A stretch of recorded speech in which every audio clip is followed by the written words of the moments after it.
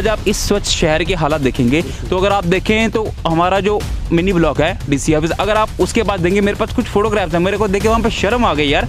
वहाँ पर पीछे देखा कितना जो लोग वहाँ पर खाते पीते हैं, अच्छी बात है, लंच वगैरह करते होंगे, तो गंद वहीं पे डाला हुआ है। पंचायत घर की एक बिल्डिंग में ही अगर लाइब्रेरी खोल दी जाए, अगर वहाँ पर बच्चों के लिए कुछ किताबें रख दी जाए तो कितना, क्योंकि हमारे भारत का जो लिटरेसी रेट है वो कितने काफ़ी हद तक बढ़ जाए। दरमाड़ी में एक डिग्री कॉलेज दिया, बहुत अच्छी बात है, हम उसका स्वागत करते हैं कि उन्हें एक डिग्री कॉलेज दिया, बट आज एट प्रेजेंट उस डिग्री कॉलेज की आप अगर हालत देखेंगे तो वहाँ पर एक जैसे भूत बंगले होते हैं पुरानी टूटी हुई हवेलियाँ होती हैं, उनसे भी बदतर हालत है उसकी। ये कह रहे हैं हमारा अपना पूरा डिजिटल इंडिया करेंसी लेस करेंगे, पूरी कार्ड से हर जगह ऑनलाइन पेमेंट्स होंगी। हमारे यहाँ आप जाओ गाँव में, आज भी आप गाँव में जाओ, वहाँ पर बेचारे लोग तरसते हैं कि कब टावर आए, कब बिजली आए। उनकी होम टावर है, होम विलेज है मेरा थ्रू, और वहाँ पर जाते हैं एक भी रोड पे शौचालय नहीं है, और हमारी जो माताएं बहनें हैं हमें मजबूरन होकर के रोड पे शौच करना पड़ता है। किस तरह से हमारा भारत स्वच्छ होगा? अगर आप डस्टबिन की हालत देखिए, अगर आज मार्केट्स में डस्टबिन से नहीं है, अगर हर एक मार्केट में या हर एक हमारे दरमाड़ी में, हमारे थ्रू के रोड पे अगर डस्टबिन लगा दिए जाएं तो हमारा भारत स्वच्छ होगा नहीं। कि हमारे गांव का युवा डॉक्टर बनेगा, इंजीनियर बनेगा, वो डॉक्टर इंजीनियर कैसे बनेगा जबकि आप उसे एक इतिहास पढ़ाने वाला टीचर उसे एक केमिस्ट्री पढ़ा रहा है। हमारे एक आज तक हमारी डिस्ट्रिक्ट में लाइब्रेरी नहीं है जहाँ पर मतलब कि एक स्टडी का माहौल बना, अगर लोगों को नहीं मिलेगा तो किस तरह से बात होगी। वहाँ पर उनका जो बायोमेट्रिक लगता है उनसे उनको राशन नहीं मिलता है। अगर राशन, अगर इसमें डीलर की भी दोष नहीं देंगे हम इन्हें, क्योंकि वहाँ पे जो मशीन है वो नेटवर्क पकड़ते ही नहीं है। वहाँ पे नेटवर्क नहीं आता, अगर आएगा भी तो 2-3 किलोमीटर दूर जाके वहाँ पे नेटवर्क आता है, फिर वहाँ पे जाके पहले वो अंगूठा लगाएगा, फिर वापस आके अपने डिपो में से राशन किस तरह से देगा। युवाओं के होंगे सवाल दूसरा एपिसोड में आप सभी का स्वागत है।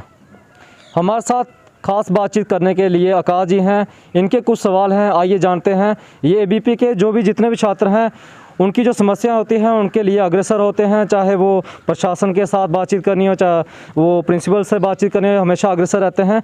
तो सबसे पहले जेके एक्सप्रेस में आपका स्वागत है। जी नमस्कार बलबीर जी। जेके एक्सप्रेस का मैं शुक्रगुजार हूँ कि वो एक ऐसी मुहिम चला रहे हैं जिसमें युवाओं को मौका मिल रहा है बढ़ चढ़ के अपनी बात रखने का। और सबसे पहले तो मैं आज आपको जो हमारे स्वतंत्रता सेनानी नेताजी सुभाष चंद्र बोस जी की जयंती है, उन्हें मैं शत शत नमन करूँगा कि उन्होंने जो बलिदान दिए हैं उन्हीं की वजह से आज हमारा देश आज़ाद है और आज हमारा एक अपना वजूद है।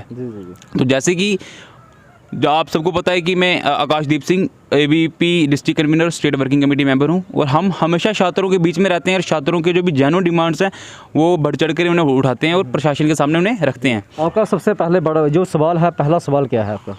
देखिए सबसे पहला सवाल हमारा यही रहेगा कि क्योंकि हम शिक्षा के क्षेत्र की ज़्यादा बात करेंगे, तो सबसे पहले मेन फोकस जो मेरे सवाल पे रहेगा वो यही रहेगा, क्योंकि वो जिन नेताओं ने दरमाड़ी में एक डिग्री कॉलेज दिया, बहुत अच्छी बात है, हम उसका स्वागत करते हैं कि उन्हें एक डिग्री कॉलेज दिया, बट आज एट प्रेजेंट उस डिग्री कॉलेज की आप अगर हालत देखेंगे तो वहाँ पर एक जैसे भूत बंगले होते हैं पुरानी टूटी हुई हवेलियाँ होती हैं, उनसे भी बदतर हालत है उसकी।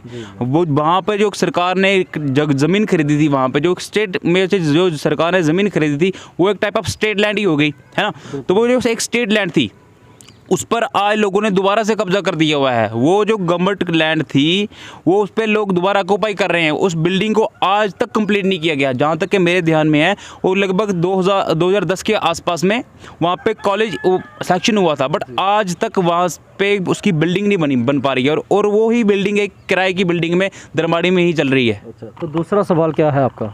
दूसरा सवाल मेरा यही रहेगा, क्योंकि जो सरकारों ने जो हमारे नेता हैं, मैं वो उनसे पूछना चाहता हूँ कि उन्हें शिक्षा के क्षेत्र की बिल्कुल भी कोई भी चिंता नहीं है। वो सिर्फ अपने नारों में ही और अपनी जो राजनीतिक रैलियां करते हैं उसी में ये कहते हैं कि आज का युवा कल के भारत का भविष्य है। कल के भारत का जो भविष्य है वो अंधेरे में है। वो कैसे अंधेरे में? मैं बताऊंगा भाई साहब आपको। वो अंधेरे में ऐसे है क्योंकि जो स्कूल बनाए हैं उन्होंने, वहाँ पर बिल्डिंग्स बनाई हैं, अच्छी बात है। कुछ तो बिल्डिंग भी नहीं बनी हुई है, कुछ तो ऐसे ही कागजी बिल्डिंग बन चुकी हैं और ग्राउंड पे बिल्डिंग अवेलेबल ही नहीं है।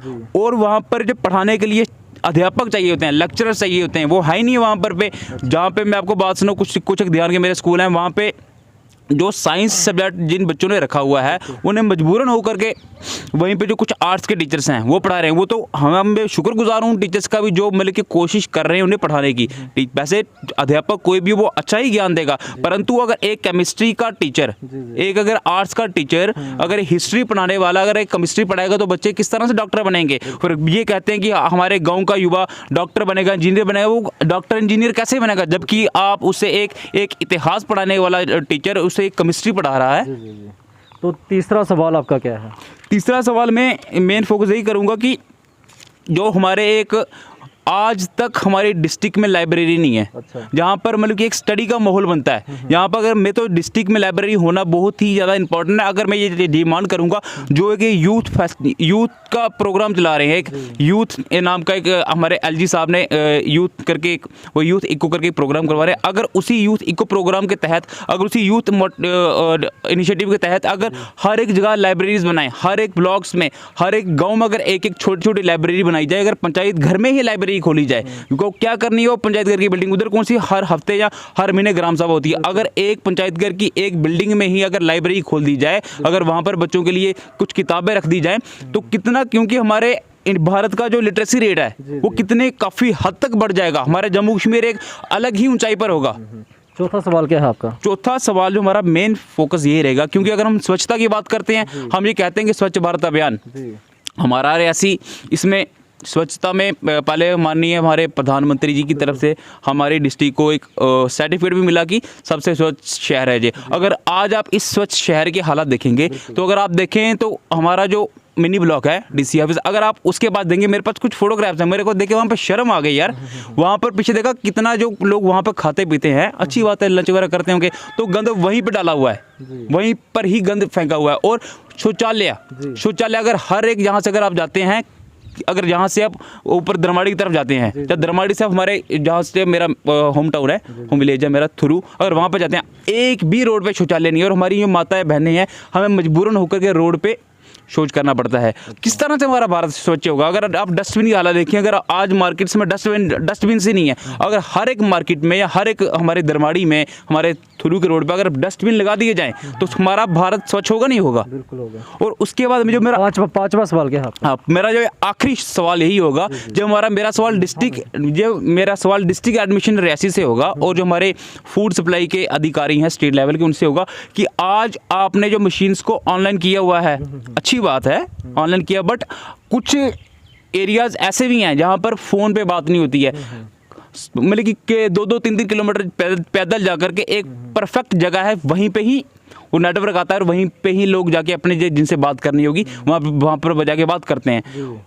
अगर आपकी मशीन्स ऑनलाइन चल रही हैं, एक तो लोगों का बायोमेट्रिक अपलोड नहीं होता, कुछ लोगों की तो ये शिकायत आती है, वो लोग निरंतर हमसे वो शिकायत करते हैं, बोलते हैं भाई साहब हमारा ये इशू है, आप इसे रखना है। ये एक इशू मैं हट के रख रहा हूँ एजुकेशन स्ट्रक्चर से, बट फिर भी एक ये बहुत इंपॉर्टेंट इशू है आज की डेट में, क्योंकि ये राशन अगर लोगों को नहीं मिलेगा तो किस तरह से बात होगी? वहाँ पर उनका जो बायोमेट्रिक लगता है, उनसे उनको राशन नहीं मिलता है। अगर इसमें डीलर की भी दोष नहीं देंगे हम इन्हें, क्योंकि वहाँ पर जो मशीन है वो नेटवर्क पकड़ते नहीं है। वहाँ पर नेटवर्क नहीं आता, अगर आएगा भी तो 2-3 किलोमीटर दूर जाके वहाँ पर नेटवर्क आता है, फिर वहाँ पर जाके पहले वो अंगूठा लगाएगा, फिर वापस आके अपने डिपो में से राशन किस तरह से देगा? मैं डिमांड करूंगा कि जहाँ तो आप वहाँ पर नेटवर्क के टॉपर्स लगा दें, यहाँ पे हर एक जगह नेटवर्क आए। डिजिटल इंडिया है, क्या लगता है क्या डिजिटल हो गया कि नहीं हुआ? भाई साहब डिजिटल इंडिया तो कभी कभी सोच के हमें हंसी आती है डिजिटल इंडिया के नाम पे, जो एक मतलब कि लोगों को गुमराह किया जा रहा है डिजिटल इंडिया के नाम पे। जैसे आपने बात की ना कि अंगूठा लगाने के लिए 2-2 किलोमीटर जाना पड़ता है, तो डिजिटल कहीं ना कहीं इंडिया उसके साथ जुड़ा हुआ है, तो कहीं हुआ है कि नहीं हुआ? देखो भाई साहब, डिजिटल इंडिया के लिए ना सबसे पहले होता है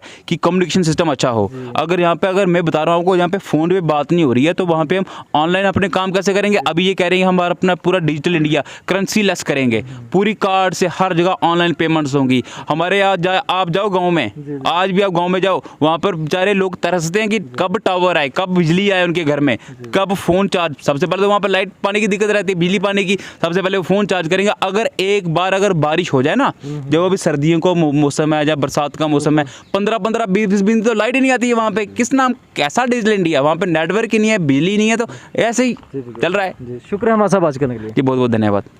तो आकाशदीप सिंह ने काफ़ी अच्छे सवाल बताए हैं डिजिटल के ऊपर। हम आपको बताएं कि ज़िला रियासी में कुछ ऐसे ही क्षेत्र हैं म्यूनसिपलिटी एरिया के अंदर ही नेटवर्क का बहुत सारा इशू है। जिला रियासी के अंदर ही है। बात करें राशन की बात की जाए तो साफ तौर से यही कहना है कि ये भी बहुत अच्छा है कि गरीब लोग जब राशन लेने आते हैं तो उनके जब वहाँ पे जब नेटवर्क ही नहीं होगा तो मशीनें कैसे चलेंगी। अगर मशीन नहीं चलेगी तो उनके फिंगरप्रिंट कैसे आएंगे, फिंगरप्रिंट नहीं आएंगे तो राशन कैसे लेंगे। तो सबसे पहले कम्युनिकेशन जितनी भी कंपनियां हैं उनको ये स्ट्रॉन्ग करना चाहिए, जो नेटवर्क इशू है उसको ठीक करना चाहिए, ताकि जो पहाड़ी क्षेत्र हैं वहाँ पे जो गरीब जनता रहती है हमारी, तो उनको कहीं ना कहीं से फ़ायदा मिल सके। बात रही वहाँ पे जो शिक्षा की, तो शिक्षा की बातचीत करेंगे। बहुत अच्छी बात है कि बिल्डिंग्स बनी हुई हैं पढ़ाने के लिए, बच्चों के लिए बिल्डिंग्स बनी हुई हैं, लेकिन वहाँ पे जो 5 सब्जेक्ट पढ़ाए जाते हैं, क्या वहाँ पे पाँचों के 5 सब्जेक्ट पढ़ाने वाले अध्यापक हैं? ये सवाल उन लीडरों से हैं जिन्होंने वहाँ से वोट लिए हुए हैं। क्या ये समस्या, ये इन क्वेश्चनों का जो सवाल थे, इन सवालों का जवाब अब ये लीडर देंगे? क्योंकि हमेशा हमारी कोशिश रहती है अब कि जो युवा है उनके सवाल क्या हैं। फ़िलहाल इस कवरेज में इतना ही। हमें दीजिए अनुमति। धन्यवाद।